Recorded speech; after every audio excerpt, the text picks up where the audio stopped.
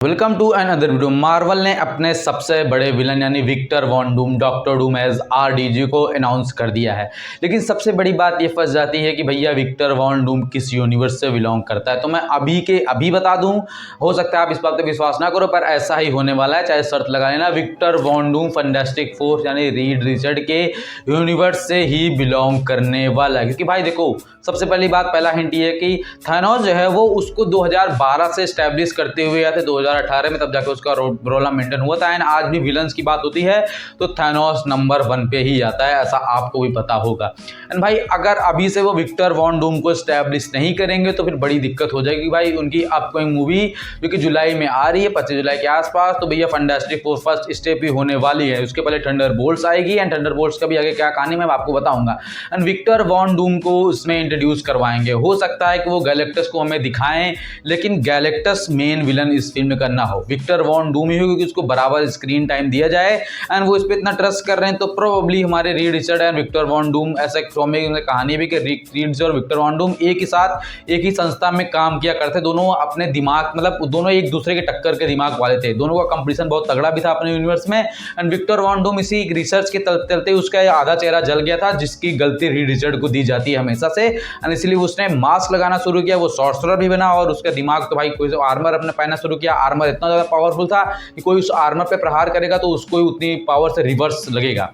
And भाई Victor Von Doom वहीं से ओरिजिन हो सकता है। क्योंकि भाई इसके चांसेस इसलिए हैं कि देखो, मार्वल की अभी जुलाई के बाद, मतलब जो ये मूवी आ जाएगी फैंटास्टिक फोर रिस्टर्ब, इसके बाद कोई मूवी आने नहीं वाली है। सीधा नेक्स्ट ईयर आएगी डॉक्टर डूम। अब भाई डूम्सडे, आई मीन कि डूम्सडे में सीधा अगर डॉक्टर डूम यानी हमारे आरडीजे को इंट्रोड्यूस करवा देंगे तो हम ऐसे वो कैच ही नहीं कर पाएंगे कि यार भाई ये विलन है। आप देखो कि थैनोस को उसने कहाँ मेंटेन किया। 2012 की एवेंजर्स में देखने को मिलता है एंडिंग में। उसके बाद 2015 वाली मूवी जो कि हमारी थी एज ऑफ अल्ट्रॉन, उसमें वो गॉन्टलेट उठाता है। एंड भाई तो भी इन्फिनिटी वॉर में देखने को मिलता है। एंड भाई हमारे थॉर रॉक में देखने को मिलता है जब उनकी शिप को पूरे से हाईजैक कर लेता है। एंड इसके बाद एंड में आके मिलता है इन्फिनिटी वॉर में, और एंड गेम में तो उसका भाई भौकाल अलग था ही। एंड टोनी स्टार्क ने अगर स्नैप ना किया होता तो पूरे एवेंजर्स मिल करके उसकी कुछ उखाड़ ना पाते। सब ने तो अपनी पावर बारी बारी आजमाई थी। हाँ, वांडा ने उसकी बजा के रख दी थी, पर ऊपर से वो तो अपने आप को वो है, उसका दिमाग पावर दोनों चीजें हैं। तो उसको रोकेगा कौन? उसको रोकेगा थंडरबोल्ट्स मूवी में जो विलन होने वाला है, इसका नाम है सेंट्री या फिर वॉइड को। अब सेंट्री कौन है?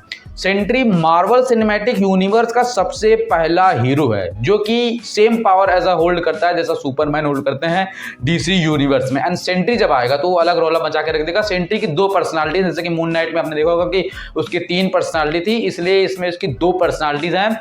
पहली वॉइड एक ऐसी पर्सनालिटी जो कि भाई पूरी तरह से इविल कैरेक्टर है, लोगों से गायब कर देता है, राख में बदल देता है या फिर एक अलग जगह लेके जाता है, जो कि वो कैद ही कर लेता है, समझ लो कि लोगों का अस्तित्व तो समाप्त कर देता है। और उसकी दूसरी पर्सनालिटी जो कि पूरी तरह से हीरो है, जिसका नाम है सेंट्री। अब सेंट्री बहुत ही मोस्ट पावरफुल कैरेक्टर में से एक है मार्वल का, जिसके पास मिलियंस एक्सप्लोडिंग सन्स की पावर, आई मीन करोड़ों एक्सप्लोडिंग सन्स की पावर उसके पास है। सोचा कि फूटते हुए ज्वालामुखी टाइप सूरज, ऐसी पावर उसके पास है। एंड भाई वो मार्वल सिनेमैटिक यूनिवर्स का सबसे पहला सुपर हीरो जिसको वो अब इंट्रोड्यूस कर रहे हैं। उसको कोई रोक सकता है? अगर देखो दोनों की पावर कहीं ना कहीं आप मिलाओ तो हमारे Victor Von Doom and Sentry ये कहीं ना कहीं मिलते जुलते भी हैं, इनकी पावर्स भी बहुत स्ट्रॉन्ग है और ये दोनों अगले सुपर हीरो सुपर विलन बनने वाले हैं। हाँ, सेंट्री अगर पावर को अपने फ्लिप करता है या फिर वॉइड में बदलता है तो फिर वो विलन बन जाएगा, तो देर नहीं लगेगी। लेकिन यही तो हमें थंडरबोल्ट्स मूवी में दिखाया जाएगा कि भाई एक्चुअल में क्या आपको क्या लगता है कि बकी बार्न्स, रेड कैप्टन, जॉनसन ये सब रोक पाएंगे लेना वगैरह मिल करके सेंट्री को? कभी नहीं। सुपरमैन वर्सेस ये मच्छर लोग, देखो मैं इनकी अवहेलना नहीं कर रहा पर मच्छर ही कह सकते हैं आप उनको, ये रोक नहीं पाएंगे। तो प्रोबेबली इनको रोकेगा। उसे तो देखते हैं। वॉइड सेंट्री खुद ही पर्सनालिटी स्प्लिट करके एक दूसरे के मारेंगे, बचाएंगे, जो भी करेंगे वो समझेंगे। लेकिन भाई ये नमूने उसको कतई रोक नहीं पाएंगे। हाँ भाई, सैम विल्सन का भी कमी होने वाला है as a Captain America Thunderbolts movie में, ये भी कंफर्म हो गया है। ऑफिशियल नहीं आएगा, मुझे पता है, वो तो पिक्चर में कैमियो के रूप में देंगे। लेकिन विक्टर वॉन डूम को रोकने के लिए सिर्फ और सिर्फ एक बंदा सबसे पहले आगे खड़ा होगा, इसका नाम है सेंट्री, जो कि हमें नेक्स्ट देखने को मिलेगा। एंड इसके साथ साथ मार्वल अभी तो नहीं, सीक्रेट वॉर्स में अलग अलग यूनिवर्स से लोगों को लेकर आएगा, लेकिन डूम्सडे में ये सारा कार्यक्रम मजेगा। सेंट्री वर्सेस डूम्स होगा, किस तरह से यूनिवर्स को ट्रैवल करके दूसरे यूनिवर्स में आता है ये हमें डूम्सडे में अच्छे से क्लियर कर दिखाया जाएगा। Fantastic four first step movie के फर्स्ट एंड सेकंड हाफ में तो मान के चलना कि हमें डॉक्टर डूम दिखाई देना चाहिए। और हो सकता है फेस के साथ रिवील हो, क्योंकि आप खुद सोचो कि भाई मार्वल मार्वल थैनोस को कब से स्टैब्लिश करता हुआ आया है और अचानक से डॉक्टर डूम को ला देगा, आप कैसे कनेक्ट कर पाओगे, कैसे मान पाओगे कि इस विलन का भी रोल है। और विलन विलन जैसा लगता है तभी हीरो की असली कीमत हमको पता चलती है। क्योंकि आप देखो एंड गेम में सब हीरो ने अपनी पूरी ताकत लगा दी, थैनोस को रोक नहीं पाया। अगर आयरन मैन स्टैप ना करता, वो अपनी कुर्बानी ना देता, वो एक रास्ता तो कोई कुछ उखाड़ नहीं पाता थैनोस का। लेकिन थैनोस अगर आग है तो मतलब आंधी है, आप मान के चलो विक्टर वॉन डूम थैनोस से एक मिलियन टाइम्स ज्यादा पावरफुल है भाई। विक्टर वॉन डूम का आर्मर ही थैनोस ज्यादा पावरफुल है। वो थैनोस को ऐसे पकड़ता है,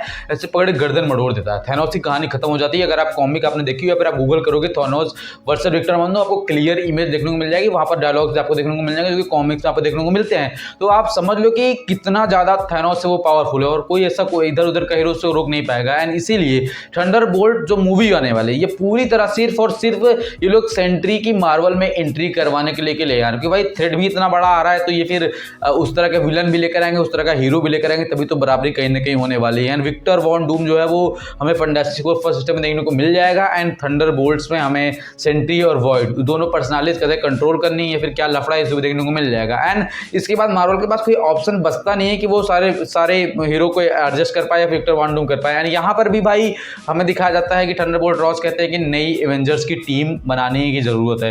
एंड यही इधर उधर के एवेंजर्स इकट्ठा करेंगे और सेंट्री हो सकता है उन सबको लीड करे प्रोबेबली। और हमारे डॉक्टर स्ट्रेंज डूम जैसे पहले दिखने नहीं वाले हैं कहीं ना कहीं किसी यूनिवर्स में। एंड प्रोबेबली ये थ्योरी पर यहीं पर खत्म करना चाहते हैं। जो भी आपका सुझाव हो या फिर आपके पास कोई थ्योरी हो तो आप मुझे जरूर बताना।